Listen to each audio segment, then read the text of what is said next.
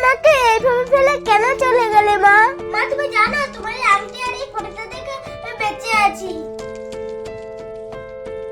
আরে আমার কাছে তো পেন্সিল নেই, যাই ঠাম্মির কাছ থেকে বলে একটা পেন্সিল নিয়ে আসি। আরে সোনার আংটি, ওটা তো আমারও চাই। ঠাম্মি আমাকে একটা পেন্সিল কিনে দাও। আমার কাছে টাকা নেই, বাড়ির সবজিগুলো বিক্রি করে যা একটা পেন্সিল কিনে নিস যা। যাই বলো, আংটিটা পরে কিন্তু আমার খুব সুন্দর লাগছে। ওরা তো এক কাজ করে আংটিটা এর মধ্যে দিয়ে দিই, রান্না করার সময় ঠিক বের করে নেব। এবার আমি মানে মানে কেটে পড়ি।